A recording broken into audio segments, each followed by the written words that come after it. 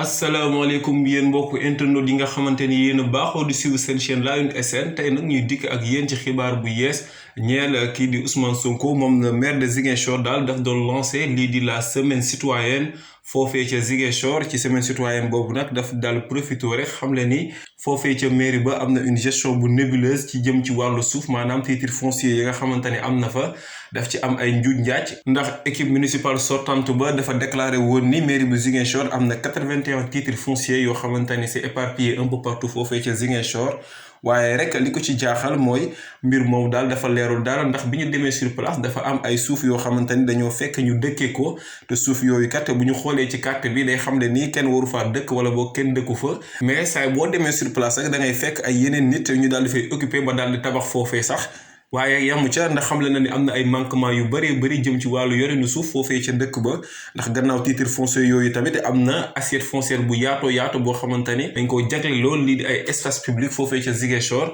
waaye rek bi ñu fa yeggee dañoo dem gis ne dafa am ay nit yamit di ko occupé mu jaaxal leen loolu ba tax na daal moom ne dina auditer mbir moom ba leeral ko ba mu leer xamle na ni it moom li ko tax a jóg du def ay règlement de compte ak qui que ce soit waaye rek dina fexe ba nga xamante ni li nga xamante ni askanu Ziguinchor ñoo ko moom ñu daal di ci jot ca na mu waree ndax suuf boo xamante ne ñëpp ko bokk moom jàpp na ni benn doomu aadama wala benn groupe doomu aadama rek waruñu ko jël daal di koy séddoo bàyyi askan wa yëpp. yamu ca waaye indi na ay leeral tamit jëm ci gestion canalisation foofee ca dëkk ba ndax jàpp na ni dañoo jël ay milliards yu bari jagleel ko lu jëm ci wàllu canalisation mais malheureusement dafa fekk ni canalisation yu bari dañoo bouché teg ca nag canalisation yooyee kenn déclaré wu leen foofee ca mairie ba kenn yorul plan yi bi mu leen laajee rek ñi nga xam ne ñoo ko jiitu ñoom xool nañ ci document yi waaye gisuñu li nga xamante ni mooy plan wu canalisation bi loolu nag jaaxal ko ndax nee na naka la ñu mën a jëlee lu tollook ay milliards def ko ci canalisation te yoroo plan canalisation yooyu nga xamante ni moom ngay financer wala ci ngay investir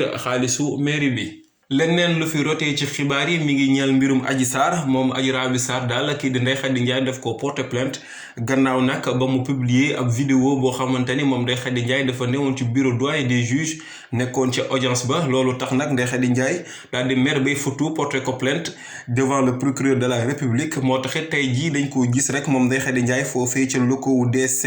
maanaam division spéciale de la cybercriminalité waaye plainte boobee kenn jégleel ko Adji Sarr kese dafa concerné aussi kii di Françoise Hélène Gaye moom mi nga xamante ni moo jiite CODAS te ñu koy woowee yaayu Adji Sarr moom daal plainte waale nañ ko ndax Ndeye Khady Ndiaye dafa soupçonné ci ñoom ñaar la vidéo bi fuité ba daal di génne ci réseau yi ba ñëpp jot ci loolu tax nag tey mu àndoon fa ak ay avocat kii di maître Ibrahima Meng ak maître Ousseynou Gaye ñoo ko accompagné woon foofee ngir mën koo conseiller ci mbir mi waaye ngir mën koo toppal mbir mi rek ba mu jeex ba moom Ndeye Khady Ndiaye mu obtenir justice ci kaw kii di Adji Sarr ak Françoise Hélène Gaye.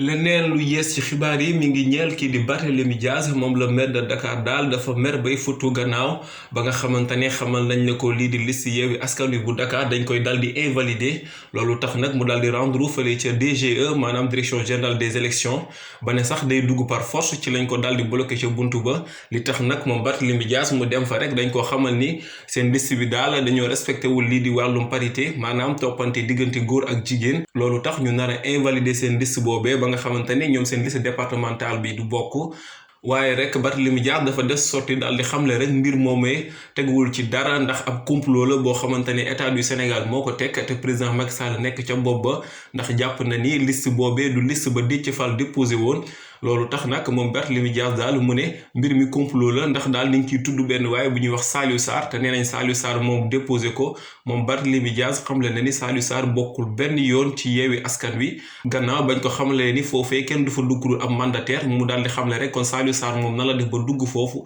ba daal di déposé au nom de Yewwi Askan Wi waaye rek yamu ca xamle na ni ñi di waa Benno Bokk Yaakaar ñoom amuñu droit sax bokk ci élection yi ndax ñoom seen liste boobee daal dañoo déposé ay parrain yu ëpp te loi bi xamle na ni ku déposé parrain yu ëpp daal waroo bokk ci yi élection loolu la Barthélémy Dias xamle ba tax na moom daal nee na buñ bëggee jàmm daal nañu fexe ba ñëpp bokk ci élection yi ko defalee daal lépp lu ñu gis rek nañu xam ne loolu la te Macky Sall moo ko fi sooke.